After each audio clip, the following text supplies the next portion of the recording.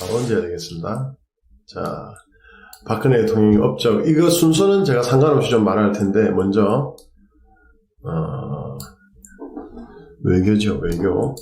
안보부터 갈까요? 자, 박근혜 대통령 업적입니다. 우리 얼굴을 지울게요. 네.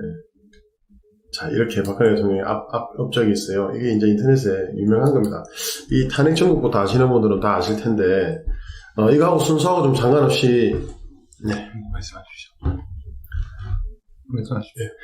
유면서 이걸 맨 위로 올릴 수 있을까요? 네. 네. 자, 여러분. 통합진보당 해산, 맞죠?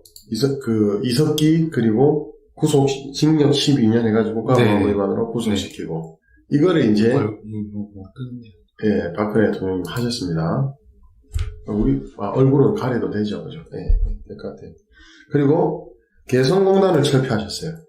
그죠? 개성공단 철폐하시고, 대북 송금을 중단했습니다. 네. 네, 그리고, 퍼주기식 대북 지원을 억제하겠다. 그래서 김대중 때, 핵대중 때 24억 불, 어마어마한 거 아닙니까? 뭐 2조 8천억 되잖아요, 그죠? 네. 노무현 때 43억 불, 정상회담 비용까지. 네. 네. 이명박 때 19억 달러인데, 이제 박근혜 대통령 때는 대북 지원액 3억 3,727억에 불과하다. 그리고 남북 상호주의를 제시했어요. 남북 상호주의가 뭐냐면, 대화를 위한 대화 금지다. 그리고 주부들이 괴롭히고 뭘 괴롭히고 도발을 하고 하면 없다, 대화 없다, 허죽이 없다. 이렇게 딱 상호, 네가 잘하면 우리도 잘한다. 네가 못하면 우리도 혼내준다. 이런 식으로. 외교의 기본 원칙이죠. 맞습니다. 상호주의. 맞습니다. 예. 확성기 사건도 있었고, 그죠? 네. 그 다음에 북한 지뢰 도발에 원칙적으로 대응했고 사과받아냈어요. 유감이라 하면서. 그 다음에 전쟁 위협 시, 북계의 전쟁 위협 시에 도발 원점 선제 타격을 전환을 했고, 앞 1선 부대장, 사령관한테, 사단장들한테 그냥 보호받지 말고 너가 쏴라. 그렇죠. 현장 조치. 그렇습니다. 네. 그리고 지난주에 좀 말했던 김정은 참수 부대를 창설했잖아요. 거기서 이제 참수시키려 하다가 그 전에 참수 이렇게 표면상의 특수부대 전에 밑에 작업 이렇게 치던 국정원하고 공작 요원들이 있었는데 그게 김정은 암살 미수로 돌아가는 바람에 탄핵 역풍까지 불게 됐죠. 그러니까 그렇게 발작을 할 만한 걸 하신 거죠. 그럼요. 예. 예. 그리고 16년간 중단된 대북 확성기 재개해가지고 김정은이 막 확성기 그만 좀 해라. 뭐 이런 말. 확성기가 사실은 네. 별거 아닌 것 같지만 아주 미치는 겁니다. 맞습니다. 예. 맞아요. 우리 쪽에서는 음악만 틀어도 그래서 사실은 음악만 틀었었습니다. 사실. 그럼요. 예, 음악만 틀어도 이게 무슨 노래냐, 노래가 너무 좋다고. 젊은 애들이 그게 또 북한 병사들이 총가고 그게 이제 전부 다 퍼지고 거기서 반응 좋은 걸 알고 귀순도 하고 하니까 그걸로 USB를 미국하고 막 퍼뜨린 거 아니겠습니까? 맞습니다. 네, 그래서 박근혜 대통령이 하신 일이 많아요. 그래서 김정은 집단 말씀대로 붕괴 위협을 했고 이산가족 상봉도 성사시켰고 그 다음에 사상 최초로 평양에 태극기를 개항하고 애국가를 연주했다는데 이게 그때 체육 경기 관련인가요? 그거는 정확하게 제가 잘 모르겠네요. 예, 그리고 북한인권법을 11년 만에 통과를 시켰고.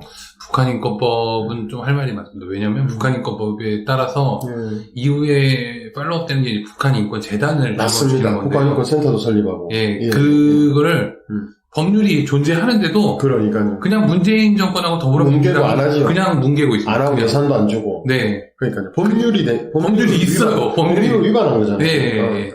맞습니다. 그리고 1992년 해체된 한미연합 부대를 사당 규모로 재창설한 것도 박근혜 대통령. 네, 그다음 한미연합사의 전시작전권 환수 무기한 연기를 얻어냈는데 노무현 때는 이제 작전권을 환수하겠다 했고 이번에 또 문재인이 이걸 또 환수하겠다 했는데 실패했죠. 작전 능력 검증도 안 되고 저들도 어쨌든 저때 무슨 국가보안법 폐지 이런 얘기는 꿈도 꾸지 못하던. 맞습니다. 네. 그럼요.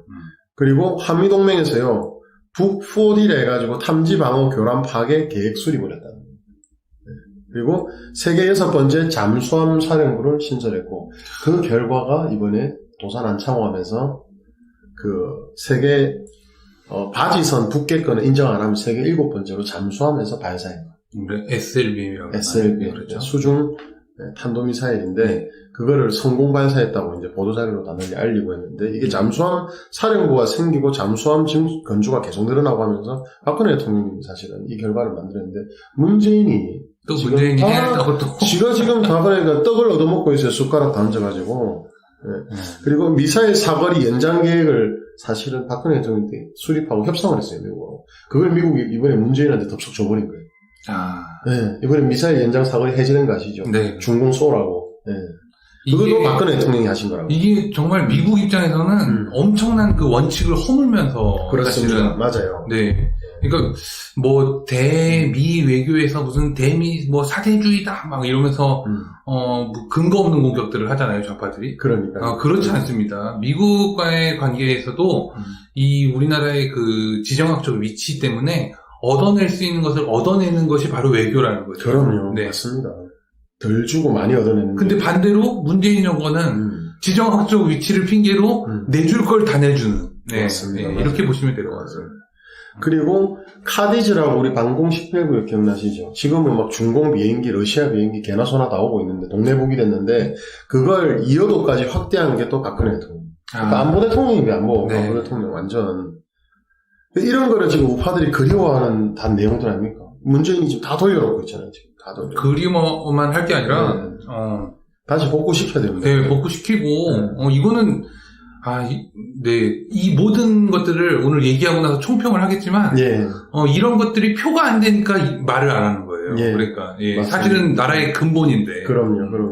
지금 대선 주자들 중에 누구도 중공에 속국을 맡겠습니다라는 말을 안 합니다. 말을 못하죠. 에너지 주권을 중공으로부터 지켜내겠습니다. 또는 통신 주권을 지켜내겠습니다. 또는 선거 주권을 지켜내겠습니다. 아무런 말도 못하고 있어요. 선거에 대해서 어떠한 외부 개입이 의혹이 안 되도록 서버라든지 통신사라든지 중공 장비라든지 이런 거 다 막아내겠습니다. 공약도 없어요 지금. 네, 그렇습니다.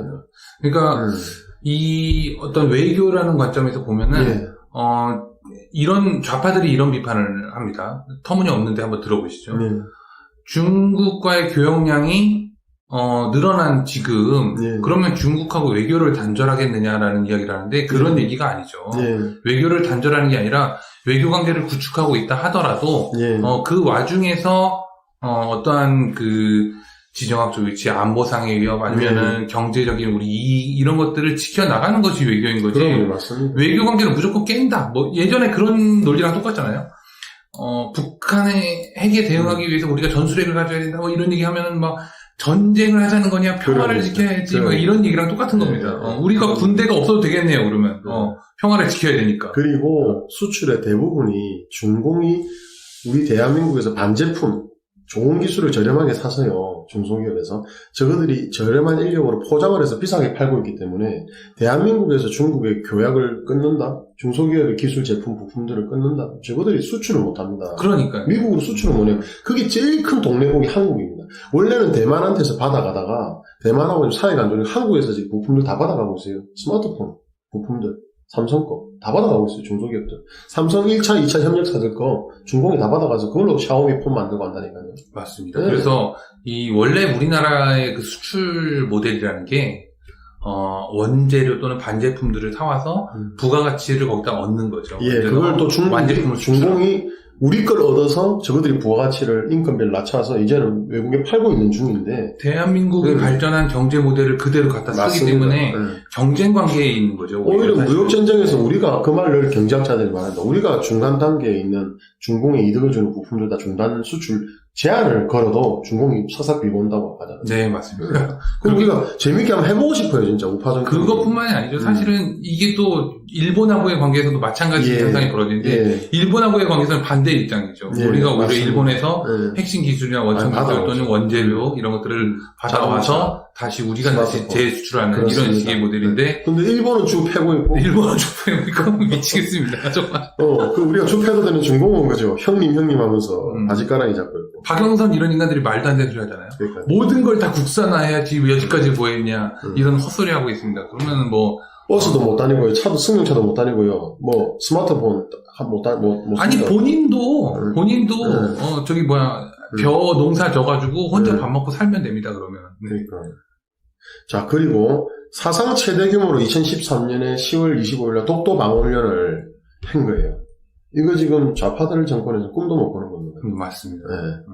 중공 잔소리 듣고 일본 잔소리 듣거든요. 미국 잔소리 듣는데 그걸 무시하고 박 대통령 하셨고, 더 재밌는 거, 지금 영해 침범을 해가지고 막 중공 어선들이 와가지고 경찰 때리고 거의 뭐 반병신된 경찰도 있고 하거든요. 쇠뽕에 쇠사슬에 못까지 박아놓고 정말 고개 방망이 같이 때리는데 정말 상상을 초월합니다. 박근혜 대통령 정권에 뭘 쨌냐면 중국 어선 강력 처벌하겠다 해서 한포 사격을 했어요.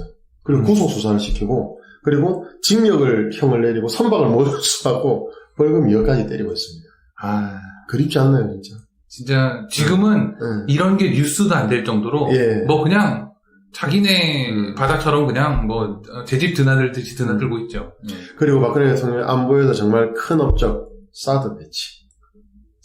이걸로 인해서 사실은 중공이 북계의 탄핵 작업에, 박 정권 무너뜨리는 작업에 중공이 오케이에서 참여해 준 겁니다.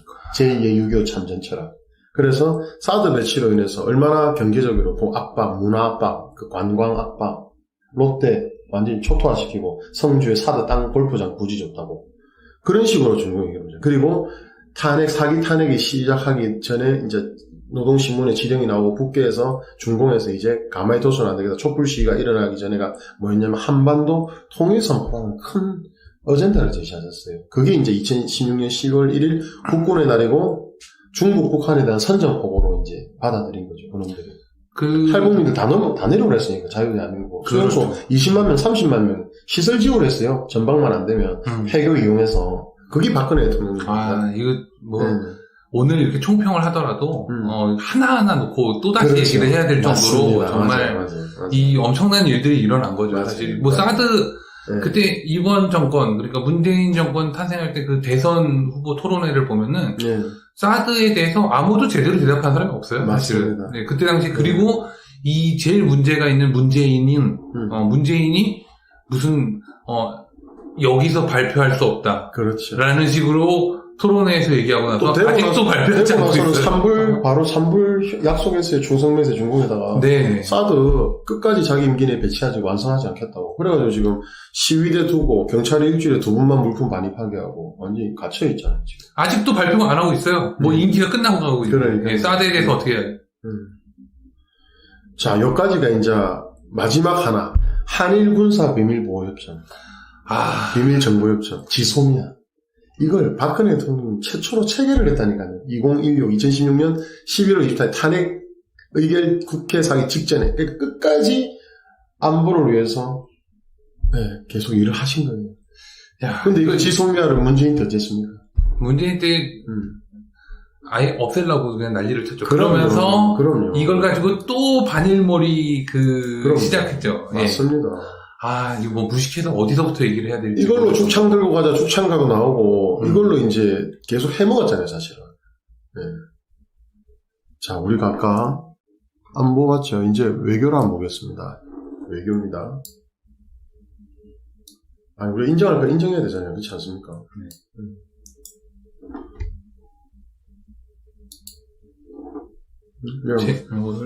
이걸 뒤로요? 아니요. 제가 하겠습니다. 이영훈 대표님 얼굴이 안 나온 상태로 계속 너무 좋은데요. 계속 할래다가 좋습니다. 우리 변호사님이 기계도 잘 다루시고 참 꽃미남이시고 목소리 그만 놀리시라니까. 진짜 이거 지금 진짜 욕합니다 사람들이. 자, 경제 외교 이제 외교 부분에서 말씀드리면요. 박근혜 대통령 때 무역 수지 있잖아요. 최대 흑자를 3년간 36개월간 이어졌다는 거예요. 그리고 주가 시가총액이 세계 10위를 달성했고 수출 규모 세계 6위를 달성했습니다. 지금 다 추락했습니다. 국가 신용등급이요, 여러분. AA3 무디스 기준으로 일본을 추월한 세계 최고의 신용등급을 하셨고, 그 다음에 베트남의 8조 원 고속철도 수주하셨고, 카자흐스탄의 188억 달러의 화전 사업 계약하고, 실크로드 SRX 사업 MOU 체결하셨고, 우즈베키스탄의 60조 원 규모의 인프라 사업 참여하기로 하고 3조 원짜리 가스 플랜트 시설 공사를 수주했고, 또 중동 4개국 순방하면서 1조 원 규모 체결 계약을 하셨고, 쿠웨이트에서 381억 달러를 그 의료 분야 포함해서 MOU 체결했고 51억 달러의 정유 공장 건설을 또 수주하셨고 네, 사우디에서는 또 20억 달러 스마트 원자로 우리 세계 1등의 그 조그마한 스마트 원자로 안전한 거 이 두 개를 납품 계약하고 수출을 하신 거. 그 다음에 카타르에서 월드컵 그 당시 시기잖아요. 1,000억 달러 규모 월드컵 인프라 시설 교두보 확보해주고 원자력 물력 양성하는 MOU도 체결했고 그 다음에 이란하고 그 당시 66개 항목에 42조 원 MOU 체결했고 이라크에는요 우리 T-51 고등훈련기 있지 않습니까? 네. 그거를 21억 달러 수출 계약을 하셔요. 경제효과가 4조 3천억이고 일자리가 36,000개 창출하는 걸 하셨고 네. 그리고 터키 현수교 4조 원 수주 다리겠죠, 그죠? 네. 그리고 아프리카 북한 외교 거점인 이디오피아를 북한에 제끼고 예. 네. 말씀하십시오. 네. 북한을 제끼고. 예. 네. 북한을 제끼고 지금 그 에티오피아하고 우간다하고 케냐 북한에 원래 그 외교 대사관도 있고 했던 나라들이거든요. 다 날리고 이제 한국하고 친교 수립하고 외교 국교 수립하고 그리고 수주원 수출 수주도 하고 그다음에 한국, 중국, 뉴질랜드, 캐나다, 베트남, 콜롬비아까지 쫙 해서 FTA 체결하고 대단하지 않습니까? 지금 여기서 또 하나 뭐 다 중요한데 예, 이거 정말 이게 너무 짧습니다. 이게 지금 예. 말씀을 하십시오. 도중도중에 말씀을 좀 멘트해 주십시오. 이제 그때 아프리카를 순방할 때 좌파들이 엄청 공격했어요. 뭐 못 사는 나라만 뭐 해서 무슨 그렇죠. 뭐 대접받으려고 어쩌고 한다. 근데 실제로는 이런 의미가 있는 거죠. 이제 북한하고의 어떤 외교 관계가 더 공고화되어 있는 나라들에 대해서 실제 우리나라가 더 외교 관계를 더 공고히 구축하는 의료 보건 지원하면서 그렇죠. 실질적으로 예를 들면 지원할 게 있으면 지원하는 거죠. 그럼요. 지원하고 외교적인 성과를 얻어내면 되는 겁니다. 지금 중공 보세요. 6,000조를 부어가지고 1대1로 아프리카하고 중동을 다 잡았잖아요. 지금. 이게 뭐냐면 나중에 유엔에서 그 나라 한 표 한 표가 아무리 못 살더라도 한 표 한 표를 자기들 과반 넘는 걸로 해서 유엔도 다 장악하고 WHO 다 장악하고 할 수 있는 거는 다 장악하기 위한 포섭이 그런 짓인데 우리도 당연히 북괴하고 친한 이디오피아나 아프리카 후진 나라들 다 해야 되는 거 맞지 않습니까? 문재인하고 김정수는 그냥 관광을 가죠. 북유럽 막 이런 데 가가지고서는 그냥 놀다 오잖아요. 사실. 관광. 오슬로 선언이라는 개소리 나고 있고 정말 진짜. 네. 자, 그리고 아까 뉴질랜드, 캐나다, 베트남, 콜롬비아 FTA 체결됐지만 또 한국, 뉴질랜드하고 한국, 캐나다, 한국, 러시아 무비자 협정도 체결했고 이제 캐나다 같은 경우는 사실은 선진국 수준 아니면 자기들이 미국 국경이기 때문에 무비자 안 해줍니다. 네, 그런데 그런 것도 했고 그 다음에 한미 해결로 제철이 사후 승인을요 30년 만에 수건 사업을 박 대통령이 해냈어요. 미국이 인정해요. 핵연료 제철이. 이거 엄청나죠. 이거 엄청나죠. 예, 언제라도 우리가 핵연료 제철에서 우라늄도 만들 수 있고 플루토늄도 만들 수 있는데 이거를 미국이 믿을 만한 나라 중에서도 진짜 뭐 10개국 안에 드는 데 말고는 오케이 안 해주거든요. 지금 문재인 상황이면은 안 해주죠. 그럼요. 핵 제철이 작업 그리고 또 미사일 사거리 이거는 미국에서 되게 양보할 수 없는 그렇습니다. 부분인데 이런 것들이 지금 효과가 나타나고 있어요. 사거리 제한 푸니까 일본부터 난리가 났었잖아요. 왜냐하면 일본 도쿄하고 중공 베이징을 치지 못하는 거리까지 800km 사거리 제한을 줬었거든요. 네, 그 전에는 우리나라가 인공위성 로켓만 발사해도 막 난리가 나는 그런 상황이었어요. 사실. 그리고 한국하고 미국하고요 차세대 전투기 FTX 사업 우리나라로 기술 이전하기로 또 체결을 하고 F-35 도입을 하면서 그러니까 사실은 F-35 도입도 박근혜 대통령께서 해내신 건데 문재인이가 지가 또 박수 받으려고 하고 또 F-35 간첩단도 나타나고 이 F-35가 별거 아니면 왜 간첩을 그럼요. F-35에서 북괴 제공권을 아예 장악을 했습니다. 전부 다 이제는 이길 수가 없어요. 그리고 한미 우주개발협의체 발족을 박근혜 대통령께서 하셨고 그리고 미국으로부터요 미리 반출되었던 대한제국 옥새 5개를 반환받았습니다. 역사적으로는. 네. 이런 게 민족적 성과라고 하면 성과지 맨날 민족 부르짖는다고 그럼요. 되는 게 아니죠. 하이선님이 대한민국을 썩게 만드는 곰팡이 좌파들이 모두 사라졌으면 좋겠어요. 제 마음과 똑같은 심정을 올려주셨어요. 그렇군요. 예. 자, 그리고 일본으로 하여금 10억인 규모의 위안부 재단을 설립케 하고 치유재단 아시죠? 네. 1조 원 넘는 거고. 근데 문재인이가 지금 그거를 이것도 아니고 저것도 아니고 이상하게 만들어가지고 병신되어 있어요, 지금.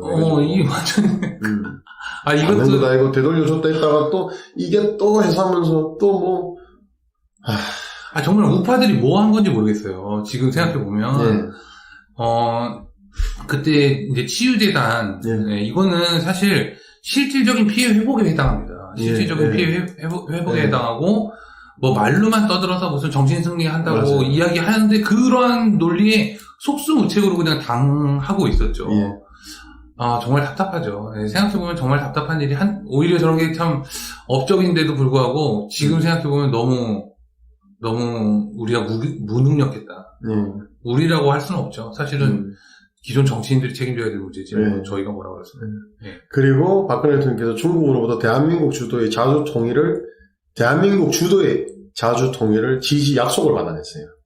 그리고 베트남 공산당 서기장 만나가지고 설득을 해서 북핵 반대 선명에 지지를 받아냈고, 그리고 박근혜 대통령 요청으로 강력한 대북 제재한 유엔 안보리를 통과하게 됐고,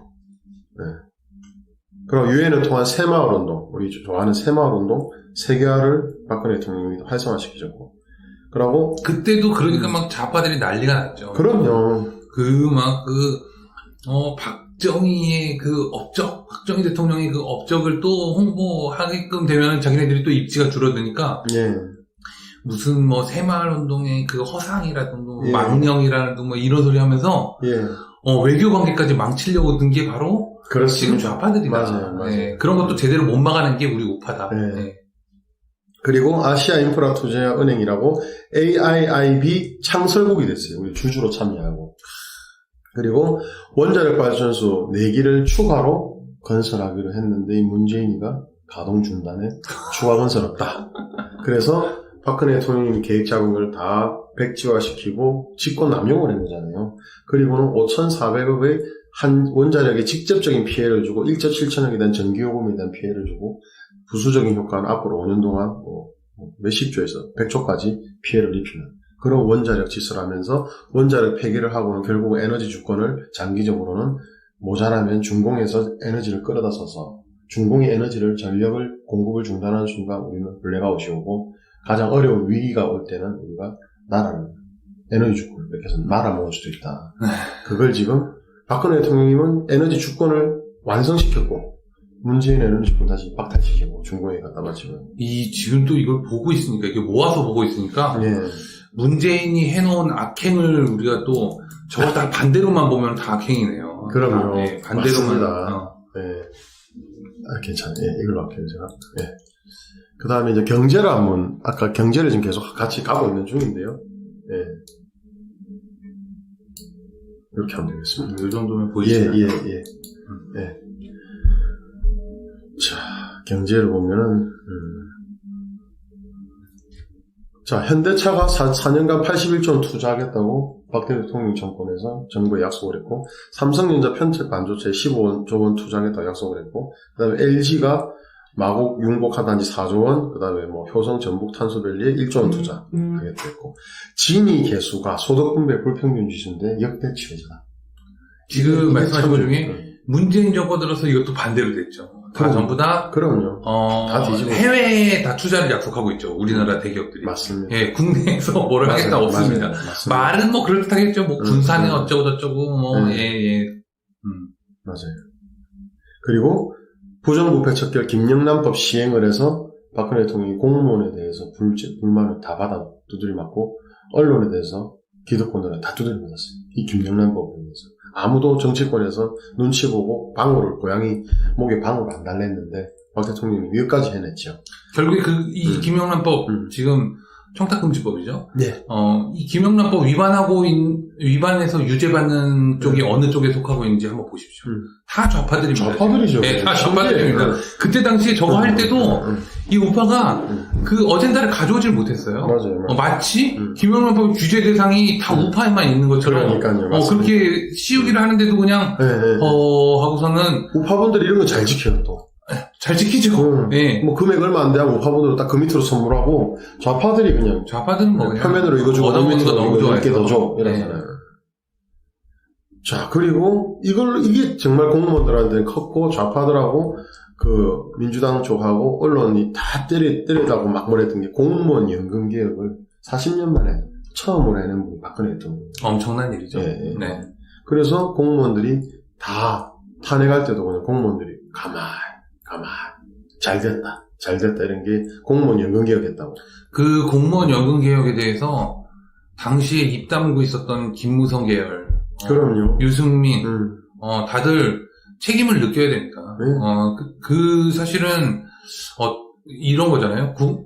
지도자, 리더라고 하는 것은 욕을 먹어도 해야 되는 게 있어야 되는 건데요. 인기와만 할 수 없죠. 사실은 표는 그냥 깎아먹는 그런 정책이라고 할 수 있겠지만, 나라의 미래를 위해서는 안 할 수가 없는 게 숫자상으로 뻔히 보여지는, 이런 것들인데도, 그때 당시에, 그때가 딱 유승민이 원내대표로서 이제, 국회에서 헛소리 할 때네요. 그렇습니다.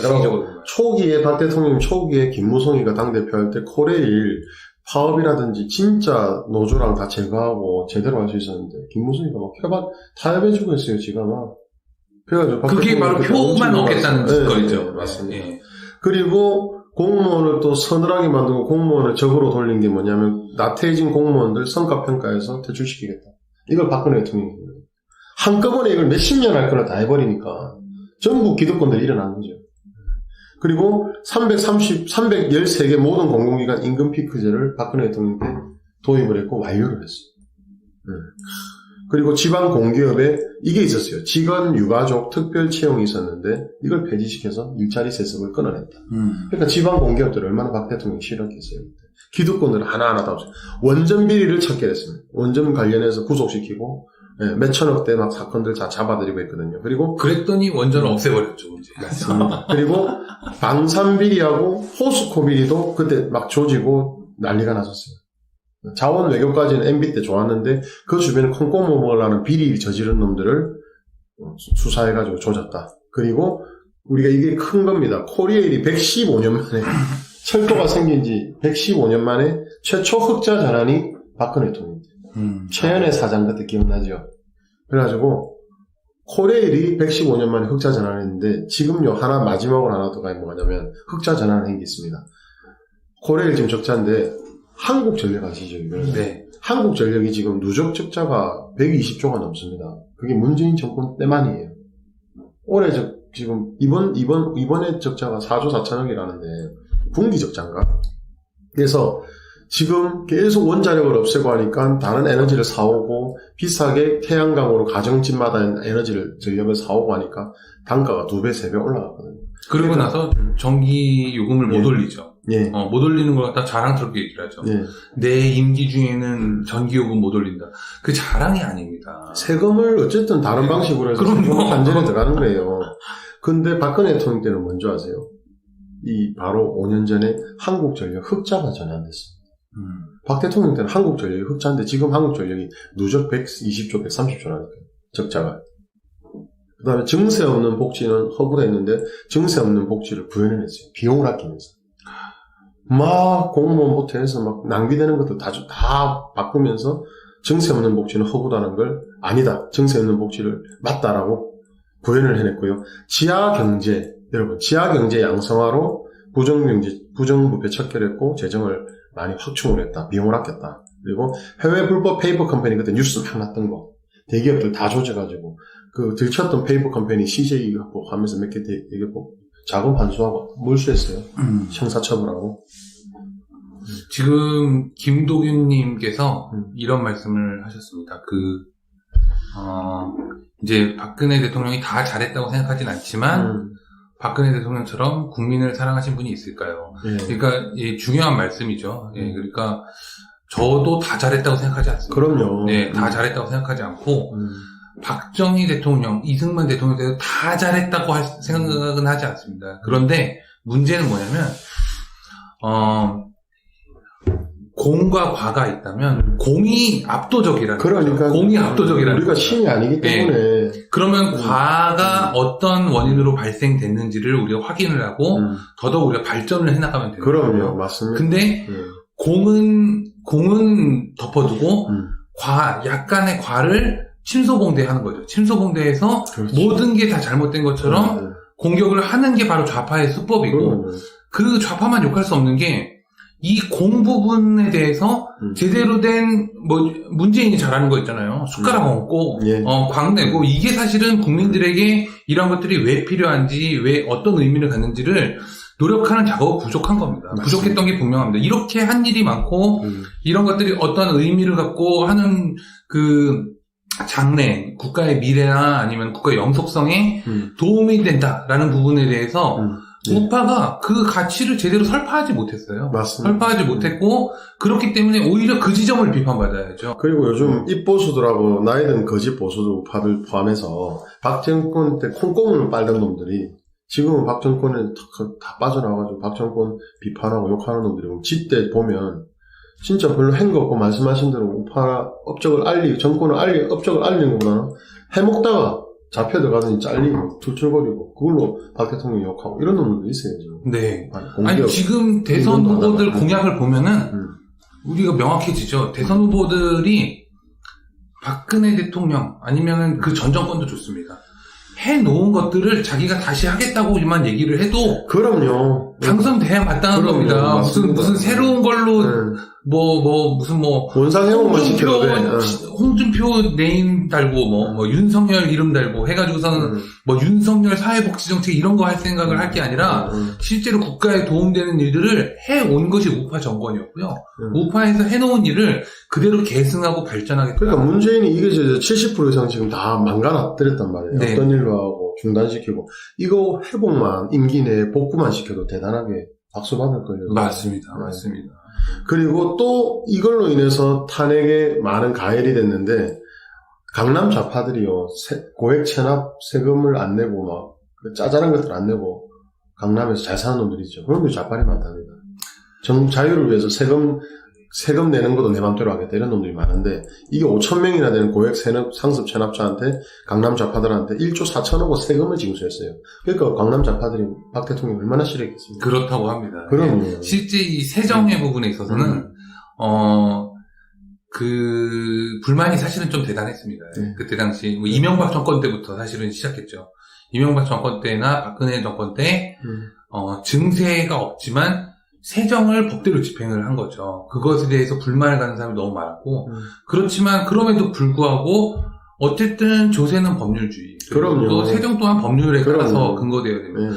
지키지 못하는 법률이 있다면 지키게끔 하는 것이 맞는 맞습니다. 것이고요. 그 부분이 투명하게 될 수 있다면 그게 바로 발전하는 국가상이 되는 것인데 그렇습니다. 그걸 가지고 또 그걸 잘 이용을 하는 거죠. 그러니까 바로 이제 아까 전에 이제 김도균님 말씀하신 부분이 사실 그런 부분인데, 누군가가 희생을 당했기 때문에 그것은 좀 잘못이다라고 우리가 인정을 해버리기 시작하면, 그것보다, 물론 그 인정하는 부분이 필요합니다. 비판을 하는 부분은 필요하지만, 좌파들은 그 틈새를 항상 파거든요. 그 긍정적인 효과나 이런 부분들을 다 무시하고, 이 부정적인 효과만 한두 개 사례를 보거나, 부정적인 효과만을 부각하는 거죠. 그래서 자영업자 다 죽었다, 이런, 이렇게 세금 납부나 이런 걸로 해서 강남 좌파들이요 죽지 않았어요. 출근이만 했고 차 뺏기고 집에 있던 금두꺼비 뺏기니까 시발 욕만했지. 맞습니다. 근데 지금은 문재인은요. 우리는 자영업자를 위합니다 하면서 자영업자들이 투신 자살하고 음독 자살하고 지금 가게 잘 운영하시던 일식집 여사장님 그렇게 마지막까지 아파트를 팔면서 직원도 월급 주던 그분까지 돌아가셨어요. 참. 문재인은 지금 자영업자들 죽게 만들고 있지 않습니까? 그리고 박근혜 대통령이요, 이거도 사실은 십몇 년간 못 하던 겁니다. 담배값을 인상했어요. 그래서 그때 담배 피는 분들이 탄핵돼도 된다고 해서 이렇게까지 불만을 가졌던.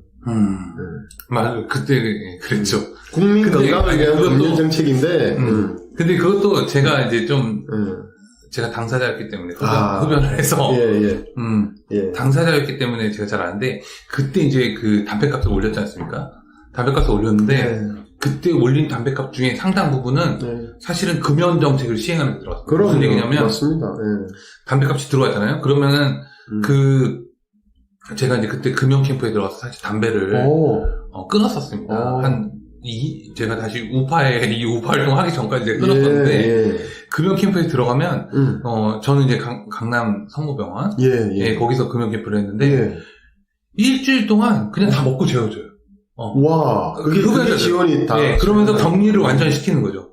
실제로 금연 효과가 났어요. 그래서 지금은 그게 다 없어졌습니다. 지금은 그 부분이 그냥 다 세금의 또 다른 이름일 뿐인 거지. 그때는 실제로 금연을 위해서 아니면은 뭐 흡연자들을 위한 공간 이런 것들 마련을 위해서 고민을 하고 시행을 했었는데 지금은 전혀 그렇습니다.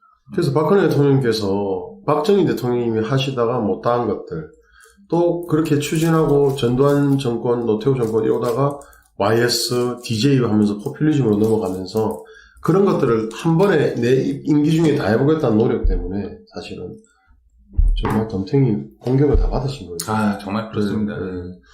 게다가 스케일링 있잖아요. 스케일링 국민건강보험 해가지고 비용이 확 떨어진 거예요. 그리고 기초연금 20만원으로 인상한 것도 박근혜 대통령이고 행복주택을 문재인이 한 게 아니고 행복주택을 공급하기 시작한 거 박근혜 대통령입니다. 지그들이 지금 써먹고 있어요. 행복주택, 보금자리, 신혼부부. 그리고 독립후공자 후손지원금요 52만원인가 하다가 박근혜 대통령이 180만원 바꿨어요. 네.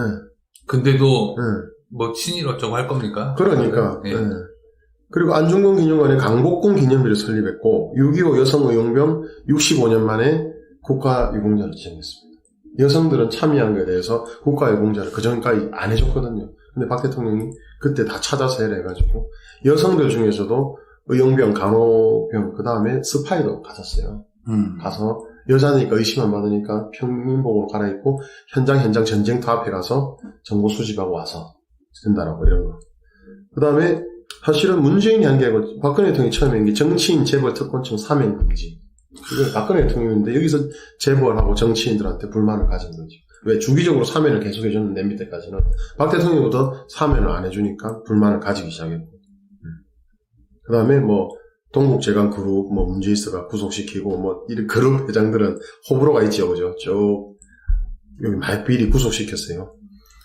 그리고 좌편향 역사교과서 그나마 교학사 그때 뭐 국정교과서로 이제 했는데 그걸 따라서 남았던 게 교학사인데 그거 하나도 나중에는 좌빨들 공격 초토화를 받아서 초토화됐죠.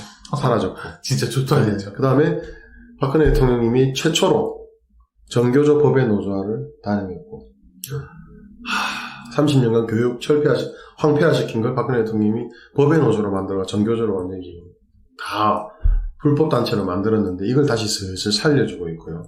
그죠? 슬슬 살려준 정도가 아니라 이번 대법원에서 판결이 나왔죠. 그러니까요. 그리고 민주노총은 분산시키기 위해서 산별노조화를 진행을 시킨 것도 박근혜 대통령이고 민변 변호사들을 많이 처벌했대요. 변호사이면서 이렇게 계속 불법을 저지르고 좌파들하고 막 이러면서 그 법 위반을 하는 자잘한 것들에 대해서 민변 변호사를 처벌했다고. 그 다음에 체육계, 협회 이런데 선수들 관련해서 비리, 감독들 비리 이런 거 척결했고 그 다음에 이거 웃긴다. 7년간 방치해뒀던 조이팔 4조 원에서 8조 원 역대 최고의 제2의 주수도 다음으로 뭐 조이팔 다단계 사기 사건을 경찰이 커넥스된 걸 수사를 하셨고 그 다음에 광화문에서 폭력 시위한 민노총 한상경 위원장 구속시켰고 그 다음에 성범죄 처벌법 개정을 해서 성범죄를 더욱 강력 처벌하게 만든 것도 박근혜 대통령 때였고 그 다음에 장기결석 실종아동 수사가 박근혜 대통령 처음 했어요. 장기결석 아동을 전수조사하다 보니까 부모가 죽인 애들, 죽이고 숨겨놓은 애들, 학대하고 학교 안 보낸 애들 이런 걸 잡아낸 거예요. 네.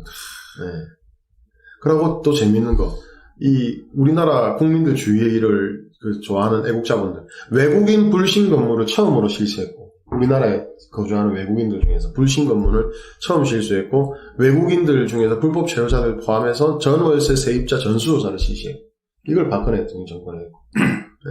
그리고 외국인 노동자 비자 심사를 기준을 강화했고 출입국 관리 엄격하게 강화하고 외국인 노동자 들어올 거나 나갈 때 정과 유무 서류 제출 검증하고 문제 있으면 못 들어오고 못 나가는 거예요. 네. 그리고 신고전화 119하고 112하고 119를 통합했는데 이게 다시 지금 뭐 개판이 좀 됐고, 15년 만에 테러 방지법을 처리해서 통과시켰어요. 네. 테러 방지법도 할 말 많죠. 그때 대통령 중에서 공약 이행률이 박근혜 대통령을 아직 아무도 못 따라가요. 최고. 공약 이행률이 비교가 안 되게 제일 높대요. 그리고 문재인은 그냥 꼴찌를 하는 게 나을 것 같습니다. 제발 맞습니다. 너의 공약은 실현하지 않았으면 좋겠어.